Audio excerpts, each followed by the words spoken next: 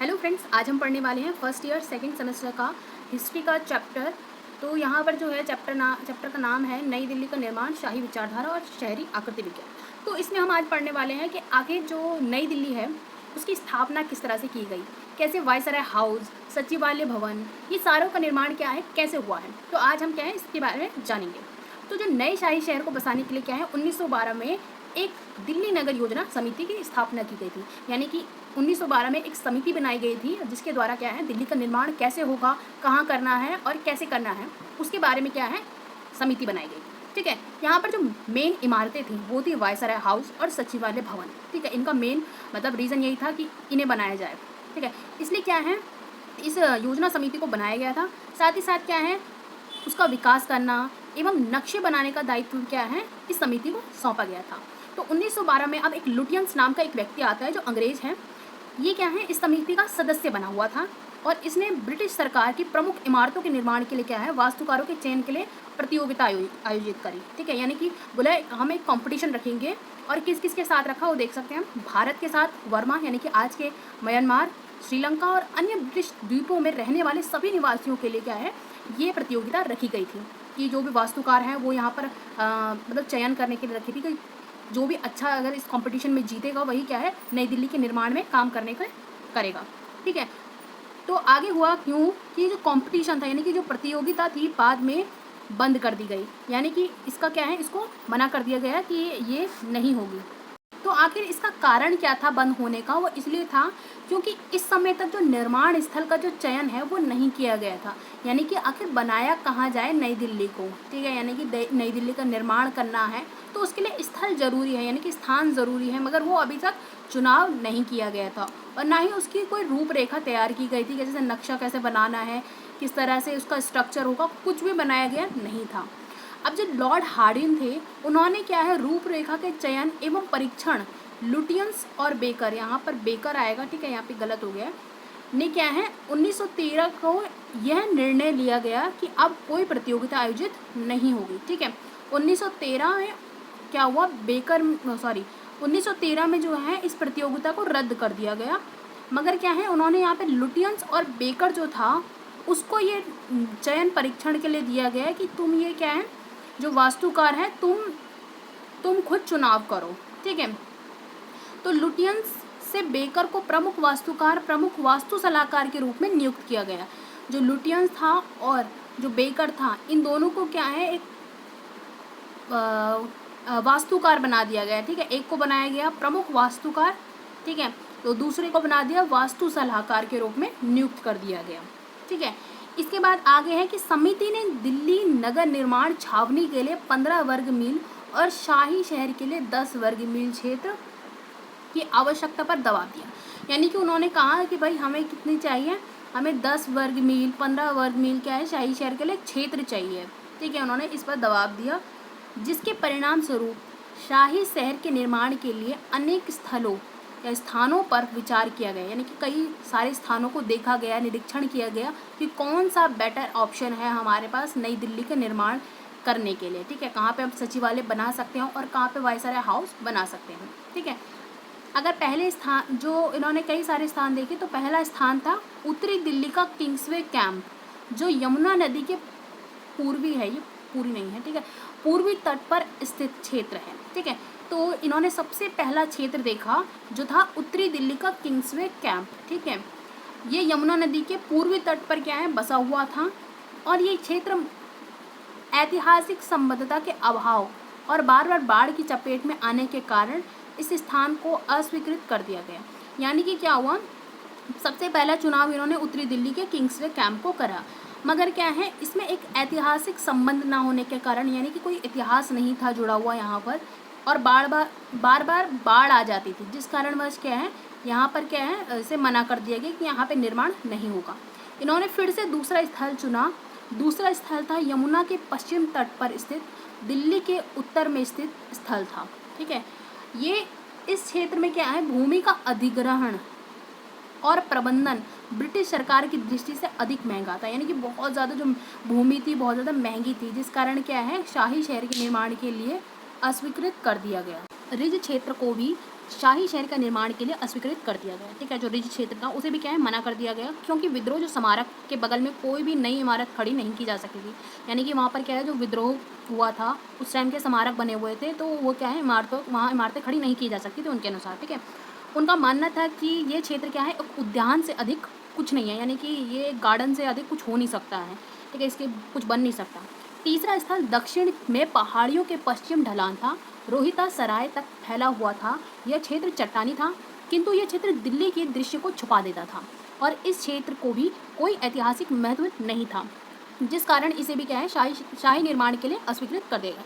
यानी कि चौथा स्थल था, तीसरा या चौथा स्थल था जिसे इसे भी मना कर दिया गया। ठीक है, चौथा स्थल दिल्ली के दक्षिण में स्थित पहाड़ियों का पूर्वी ढलान था। इस स्थल में भवन निर्माण के लिए असीमित क्षेत्र उपलब्ध था। ठीक है, अभी चौथे वाले में कह रहे हैं कि यहाँ पर क्या है, असीमित क्षेत्र उपलब्ध हो रहा है, अतः समिति ने क्या है अंततः इस विशेष स्थल का चुनाव किया। यह स्थल भौगोलिक, ऐतिहासिक एवं कलात्मक सौंदर्य का दृष्टिकोण से उपयुक्त था। यानी कि अब ये चौथा जो स्थल था, यानी कि दिल्ली के दक्षिण में स्थित पहाड़ियों का पूर्वी ढलान, ये स्थित इस स्थान को क्या है अंग्रेजों के दृष्टिकोण में या अंग्रेजों की दृष्टि में क्या है बिल्कुल उपयुक्त ठहरता था, क्योंकि भौगोलिक से भी अच्छा था, ऐतिहासिक में भी और कलात्मक सौंदर्य में भी क्या है एकदम परफेक्ट बैठता था। ठीक है, तो यहाँ पर लुटियंस और उनके सहयोगी जो स्वच्छता विशेषज्ञ भी थे, जो उत्तरी क्षेत्र यमुना नदी के अधिक निकट होने के कारण बाढ़ के प्रति अधिक संवेदनशील लगा। इसी कारण दक्षिण में स्थित रायसीना पहाड़ी वायसराय हाउस के लिए उपयुक्त प्रतीत हुआ। ठीक है, तो जो दक्षिण में स्थित है यमुना नदी के अधिक निकट होने के कारण, ठीक है, मतलब यहाँ पे बता रहे हैं कि जो रायसीना पहाड़ी वायसराय हाउस को क्या है वहाँ पर बनाया गया। ठीक है, रायसीना जो जगह है वहाँ पर वायसराय हाउस को बनाया गया। ठीक है, आगे बढ़ते हैं। ये क्षेत्र जल निकासी की दृष्टिकोण से उचित प्रतीत हुआ। इसके साथ ही ये क्षेत्र दिल्ली रिज और यमुना नदी के मध्य का क्षेत्र था, जहाँ विरल आबादी विद्यमान थी। ठीक है, यानी कि कहना चाहते हैं कि यहाँ पर एकदम निकासी का जो जल निकासी होती है, ठीक है, नालियाँ वगैरह वगैरह, तो वो बिल्कुल अच्छी थी बनी हुई। ठीक है, और यहाँ पर जो यमुना नदी है उसका क्षेत्र मध्य क्षेत्र था, जिसके कारण क्या है बहुत ही कम आबादी थी, यानी कि बहुत कम लोग वहाँ पर रहा करते थे। ठीक है, मतलब अमीर लोग रहा करते थे या फिर बहुत कम लोग रहा करते थे विद्यमान थी। अतः इस समिति ने इस क्षेत्र को शाही शहर के निर्माण के लिए उचित समझा। इसके अलावा कुछ विद्वानों के अनुसार ब्रिटिश दिल्ली में विद्यमान इमारतों से अधिक ऊंचाई पर अपने शाही शहर को बसाना चाहते थे। यानी कि क्या है, जो उन्होंने नई दिल्ली का निर्माण करना था या यूँ बोलो वायसराय हाउस बनाने थे, जो भी इमारतें बनानी थी उनमें क्या है वो चाहते थे कि सबसे बड़ी और ऊंची इमारतें बनी, ताकि ऐसी कोई भी इमारतें मतलब सारी इमारतें जो है छोटी छोटी लगे, मतलब ऐसे लगे कि हम जो है हम शाही लोग हैं, हम अमीर लोग हैं, या हम यूँ बोले हमारी सरकार है। ठीक है, और सारे क्या है आम लोग लगे। इसलिए क्या है उन्होंने क्या है अपनी जो जितनी भी इमारतें बनाई वो सारी ऊँची ऊँची बनाई। ठीक है, जो शासक वर्ग की महत्वाकांक्षा को दर्शाता है, यानी कि समझ रहे हो, शासक वर्ग यानी कि सरकार जो है हमारी सत्ता है इसको दिखा रहा है। ब्रिटिश अपने आप को आम जनमानस से सर्वोच्च दिखाना चाहते थे। दिल्ली दरबार के कुछ दिन बाद ही ईवी हॉवेल दिल्ली के निर्माण में भारतीय तत्व को शामिल करने के लिए वकालत शुरू कर दी। यानी कि अब इन्होंने कहा ठीक है हमने जगह भी देख ली है, कहाँ बनाना है, ठीक है वो भी देख लिया है, किस जगह पे है, कैसे बनाना है, सब देख लिया।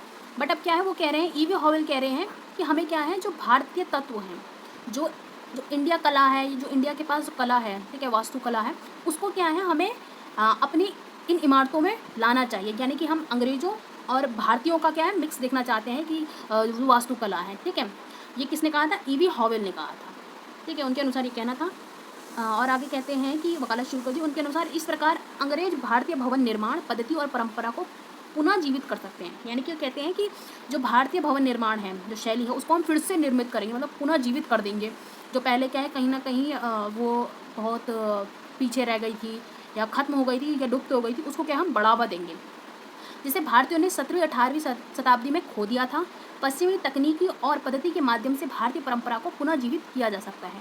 उनके अनुसार मुगलकालीन वास्तुकला की पद्धति को आधुनिक यूरोपीय पद्धति से आसानी से जोड़ा जा सकता है, ऐसा हॉवेल का कहना है। ठीक है, मतलब वो कह रहे हैं कि जो मुगलकालीन जो वास्तुकला है, ठीक है, और जो यूरोपीय आधुनिक जो यूरोपीय पद्धति है उसको क्या है आसानी से हम जोड़ सकते हैं और एक अच्छी कला को क्या है अच्छी कला से निर्माण कर सकते हैं। ठीक है, ऐसा हॉवेल का मानना था। उनके अनुसार ये ब्रिटेन का नैतिक उत्तरदायित्व है, यानी कि एक नैतिक उत्तरदायित्व वो मानता है कि तुम यहाँ पर कब्जा कर रहे हो तो तुम उनका थोड़ा साथ भी दे दो, ऐसा वाला काम कराना। ठीक है, ऐसा बोलना चाहते हैं कि भारतीय वास्तुकला पद्धति को पुनः जीवित करने और उसे आधुनिक बनाए। यानी कि वो कहते हैं कि अंग्रेजों का भाई दायित्व बनता है कि जो भारतीय वास्तुकला है उसको पुनः जीवित करना है, ठीक है, उसको आधुनिक बनाना है। ठीक है। दिल्ली नगर योजना समिति ने अपनी रिपोर्ट में एक खाका यानी कि एक मैप तैयार करा, जिसने नई शाही शहर को राजधानी को 3 मुख्य श्रेणियों में विभाजित करा। यानी कि वो यहाँ पे कहना चाहते हैं कि जो जो समिति बनाई गई थी, योजना समिति, उसने एक रिपोर्ट तैयार करी और उसमें एक मैप बनाया। उस मैप में क्या है, इन्होंने एक नए शाही शहर में राजधानी को 3 मुख्य श्रेणियों में विभाजित करा कि कैसे बनेगी। ठीक है। पहला इन्होंने कहा कि उन इमारतों पर ध्यान केंद्रित किया गया जो सरकार नए शाही शहर के केंद्र में निर्मित करना चाहती है। यानी कि कहना चाहते हैं कि जो मेन जो केंद्र होगा उस पर ध्यान दिया जाएगा। ठीक है। जैसे सचिवालय हाउस, ठीक है, सॉरी सचिवालय नहीं, वायसराय हाउस, सचिवालय भवन, ठीक है, इन सब चीज़ों पे ध्यान दिया जाएगा मेन। ठीक है। और भी इमारतें बनी हैं, मगर मैं इन्हीं इमारतों की बात करूँ क्योंकि ये केंद्र है मेन, क्योंकि यहीं से क्या है, सत्ता का सारा केंद्र है, यहीं से चलेगी। ठीक है। दूसरी श्रेणी में क्या है, उन इमारत पर ध्यान केंद्रित किया गया जिन्हें सरकार बाद में नई शाही शहर से जोड़ सकती है, मतलब बाद में हम उनसे कनेक्ट कर सकते हैं। ठीक है। तीसरी श्रेणी में वह इमारतें थी जिनका निजी स्थानों द्वारा निर्माण कराया जाना है, यानी कि एकदम पर्सनल स्थान होंगे, मतलब पर्सनल इमारतें होंगी यूज़ के लिए। प्रथम श्रेणी को क्या अधिक प्राथमिकता दी गई। ठीक है। इन्होंने कहा था कि भाई रिपोर्ट दी थी तो इन तीनों में से क्या है, उन्होंने प्राथमिक श्रेणी को अधिक प्राथमिकता दी पहले तो, क्योंकि उनका मानना था ना कि पहले ये सारी चीज़ें बड़ी बड़ी मेन केंद्र वाली चीज़ें बननी चाहिए, है ना। इसके अंतर्गत क्या है, इमारतों में सरकारी भवन, सचिवालय, प्रधान सेवक का अध्यक्ष का जो कर होता है वगैरह वगैरह। ठीक है। परिषद के सदस्यों का निवास स्थान क्या है, शामिल था इन सब में। लुटियंस और बेकर ने क्या है, भारतीय वास्तुशिल्प तत्वों को अपनी इमारत में अत्यंत ही कम महत्व दिया। यानी कि उन्होंने कहा भाई हमें तो कोई मतलब नहीं है भारतीयों से, और ना ही हम इनको महत्व देना चाहते हैं। ठीक है। इसलिए क्या है, उन्होंने बहुत ही कम महत्व दिया भारतीयों के वास्तुशिल्प में। ठीक है। लुटियंस के अनुसार भारत में भवन निर्माण की एकीकृत पद्धति का अभाव है, यानी कि एक एकीकृत तरीके से नहीं बनाते हैं ये किसका कहना है, लुटियंस का कहना है। और वो आगे कहते हैं कि जो लुटियंस ने कहा है कि हिंदू निर्माण कला शैली का उपास हो रहा है, यानी कि वो मजाक उड़ाते हैं कि इन्हें तो करना ही नहीं आता, कुछ भी बना के चले गए। ठीक है। वो दूसरी बात यहाँ पे कहते हैं कि जो मुगल कला शैली है उसे भी अस्वीकृत कर देते हैं, क्योंकि उनका मानना क्या था, वो बोलते हैं कि ये क्या है, केवल गुंबद बना दिया, अष्टभुजाकर आकृतियाँ बना दी गई, बस हो गया, यही वास्तुशिल्प है इनका। ठीक है। तो मतलब वो अपने आप को महान दिखाना चाहते हैं कि हाँ हम जो है यूरोपीय लोग वो बहुत आधुनिक हैं, सभ्य हैं, मगर इन लोगों को सिर्फ इन्होंने बस ये बना दिया, हो गया, ये गुंबद बना दिया, इन्हें बस इतना ही आता है। ठीक है। और ये कहते हैं आगे कि इनमें भी क्या है, समरूपता का अभाव होता है। ठीक है। हालांकि वायसराय क्या है, वायसराय ने कहा, इन पर दबाव डाला कि भाई तुम जाओ भारतीय जो तत्व हैं उनको देखो। ठीक है। तो वायसराय के दबाव के कारण क्या है, लुटियंस ने क्या है, प्रेरणा ली सांची से, यानी कि वो सांची के स्तूप में मतलब गए वहाँ पर, और उन्होंने क्या है, जो रेलिंग से ली गई दूसरी। ठीक है। इन्होंने क्या है, रेलिंग से जो थी, जो मतलब सांची के स्तूप में रेलिंग बनी हुई है, वहाँ से इन्होंने प्रेरणा ली कि किस तरह से वहाँ पे बनाई गई है, कैसे बनाई गई, उसके बारे में जाना। वहीं दूसरी तरफ क्या है, बेकर, इन्होंने भी क्या है, जो छतरियाँ थी, जालियाँ बनी हुई थी, उन सारी कलाकृतियाँ भारत में निर्मित विभिन्न इमारतों से सीखी। ठीक है। जो भी वहाँ पर बनाई गई थी कलाकृतियाँ, उन सब से क्या है, बेकर ने सीखा।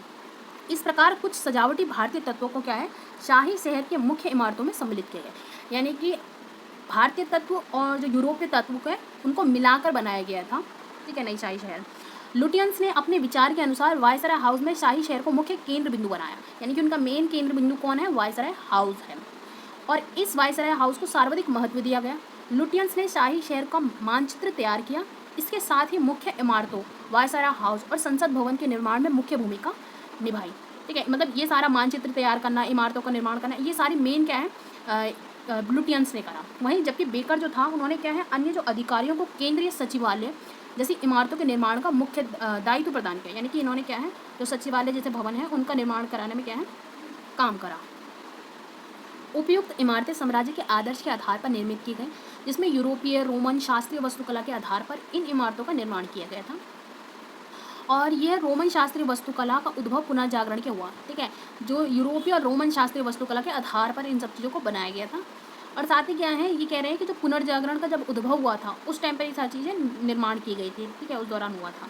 विशाल गुंबद विशाल उपनिवेश परंपरा को दर्शाता है, यानी कि हम मतलब भारत पर किस तरह से क्या है, अंग्रेज़ों का शासन रहा है, और जो भारत के लोग हैं किस तरह से गुलामी में जिए, ये सारी चीज़ें क्या है, गुंबद, विशाल गुंबद, ये सारी चीज़ें क्या है, उपनिवेश होने को दिखाता है। इन यूरोपीय क्लासिकल परंपरा के आधार पर भारतीय उपमहाद्वीप पर ब्रिटेन की संप्रभुता करने का प्रयास किया गया। हालांकि इन इमारतों जो मुख्यतः इमारतों को सजाने के लिए किया गया था। नई दिल्ली के निर्माण के लिए ब्रिटिश अधिकारियों ने लंबे समय से चली आ रही नीतियों और प्रणालियों का उपयोग किया।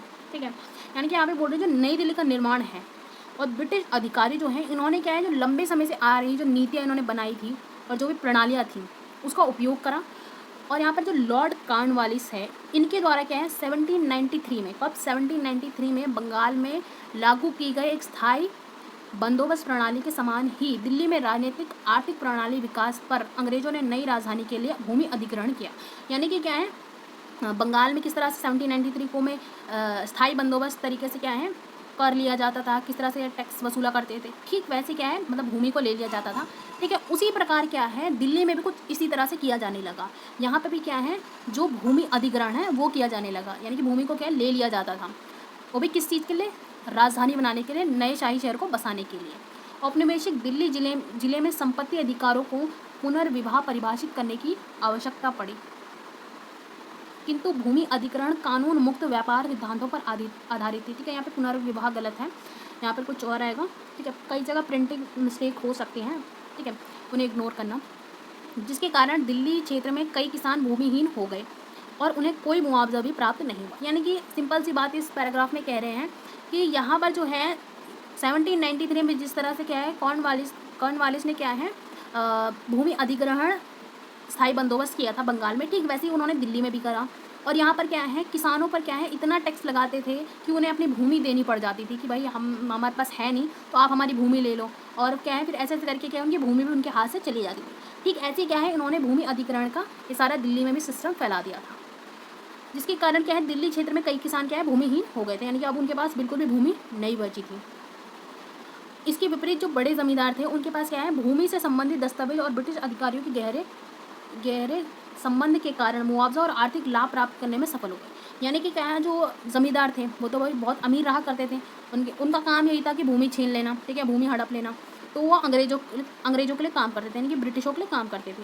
तो क्या है उनके साथ ब्रिटिशों के साथ और ज़मींदार के साथ मतलब दोनों के आपसी संबंध जो है बहुत ही अच्छे थे। ठीक है, आर्थिक लाभ प्राप्त करने के लिए क्या है ये दोनों सफल रहे, ठीक है, जो उन्हें चाहिए था। ज़मींदार क्या है हरियाणा पंजाब क्षेत्र में भूमि अधिग्रहण में सफल रहे। सरकार द्वारा नई राजधानी के लिए भूमि अधिग्रहण की प्रक्रिया का अदूरदृष्टि को दर्शाती है, जिसने कृषकों को दयनीय स्थिति में, यानी कि बहुत ही अदूरदृष्टि थी, जिसमें क्या है इन्हें ये पता ही नहीं था कि भाई आगे क्या होने वाला है, क्योंकि तुम अपने लिए जगह तो ले लोगे, भूमि अधिग्रहण कर लोगे, मगर क्या है किसानों पे फ़र्क पड़ेगा, और जब किसानों पे फ़र्क पड़ेगा तो क्या है धन की उपज नहीं होगी, धन नहीं धान, ठीक है, मतलब खेती नहीं होगी, और जब खेती नहीं होगी तो क्या है वो जब कृषक हैं जो खेती नहीं कर पाएंगे ना वो टैक्स दे पाएंगे, ठीक है, तो ऐसे में क्या है स्थिति बदल सकती है। तो ये एक अदूरदृष्टि को दर्शाती है। भूमि अधिग्रहण की प्रक्रिया अंग्रेजों की भारतीय व्यवस्था, राजनीतिक और आर्थिक संरचना में लाए परिवर्तन की नीति को दर्शाती है। ठीक है, ये जो भूमि अधिग्रहण की जो प्रक्रिया थी ये अंग्रेजी की भारतीय व्यवस्था, राजनीतिक और आर्थिक संरचना जो थी वो एकदम परिवर्तन हो चुकी थी और ये एक नई नीति लेके आए थे। ठीक है, क्योंकि यहाँ पर चीज़ें बदल गई थी हर चीज़। विभिन्न इतिहासकारों ने भूमि अधिग्रहण प्रक्रिया और इसका प्रभाव विवेक विद्वानों में विवाद का विषय बना हुआ है। भूमि अधिग्रहण की नीति को दो महत्वपूर्ण कारण ने विशेष रूप से प्रभावित किया है। ठीक है, वो कौन कौन से हैं? पहला है कि नई राजधानी के निर्माण की लागत को कम से कम रखना, यानी कि इनका मानना था कि भाई जो नई दिल्ली है उसका निर्माण क्या है बहुत कम लागत में हो जाए, ठीक है, और आसानी से हो जाए। दूसरा था कानून के शासन के अंतर्गत भूमि अधिग्रहण के कार्य को संपन्न करना, यानी कि कानून के दायरे में काम करना, यानी कि ऐसे नहीं किसी की भी भूमि छीन लो, बल्कि ऐसा करना कि वो भूमि देने के लिए मजबूर हो जाए, मगर क्या है कानून के तहत होना चाहिए हर काम।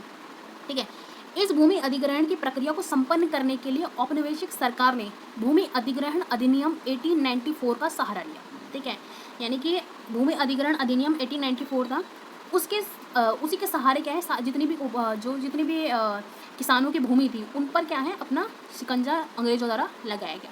इस अधिनियम ने क्या है औपनिवेशिक सरकार के सार्वजनिक उपनिवेशों के लिए आवश्यक समझने वाली भूमि को अधिग्रहित करने की शक्ति प्रदान की, यानी कि जो इन्हें अच्छा लगा, मतलब इन्हें लगा कि भाई यहाँ पर वायसराय हाउस बनना चाहिए तो ठीक है ये वाली ज़मीन ले लेते हैं, इन्होंने कहा यहाँ पे सचिवालय भवन बनना चाहिए तो उन्होंने ये वाली ज़मीन भी ले ली। तो जो भी उन्हें इंपॉर्टेंट वाली ज़मीन लगी कि भाई हाँ ये ज़मीन बड़ी ठीक लग रही है यहाँ पे बना सकते हैं, तो वो सारी भूमियाँ क्या है उन्होंने अपने अंडर में लेना शुरू कर दिया। ठीक है, यही 1894 में यही शक्ति क्या है, यही इस शक्ति का सहारा इन्होंने लिया, मतलब अधिनियम का सहारा लिया। 1912 में एडिसन को भूमि अधिग्रहण कार्य का कार्यभार सौंपा गया। इसके अलावा राय बहादुर लाल, खजान सिंह, आमिर सिंह, मोहम्मद सदीक अर्जुन सिंह, रघुवीर सिंह, तेज किशन, कालीराम आदि भारतीयों ने भी क्या है भूमि अधिग्रहण में एडिसन की सहायता की। अब ये सारे जमींदार ही होंगे, क्योंकि जमींदार ही उस टाइम पर अंग्रेजों के बड़े ही मेन संबंध हुआ करते थे, मतलब संबंध उनका अच्छा हुआ करता था, तो ये वही लोग थे। ठीक है, एडिसन की सहायता की और भारतीयों के योगदान को स्वीकार करते हुए एडिसन ने कहा है कि अधिग्रहण का काम अत्यंत शीघ्रता से संपन्न करने की आवश्यकता थी। उन्होंने कहा कि भाई इस काम को बहुत ही जल्दी से जल्दी काम को संपन्न करना है, और वो अपनी वक्तव्य में ये भी कहते हैं कि भाई हाँ, भारतीयों द्वारा ही काम हो सकता है और उनके द्वारा ही हो रहा है, क्योंकि कनेक्ट कृषकों से जो कनेक्ट है वो ज़मींदार लोग हैं, और ज़मींदार लोग क्या है कैसे ना कैसे करके उनकी ज़मीन किसानों की ज़मीन हड़प लेते हैं। यह कार्य सभी कर्मचारियों को वफादारी और मदद से संपन्न हो पाया, यानी कि इनकी जो जो बोल रहे हैं कि भारतीयों की जो वफादारी है ना हमारे साथ बहुत ही अच्छी रही है, इनकी मदद से ही क्या है सारा काम हो पाया है।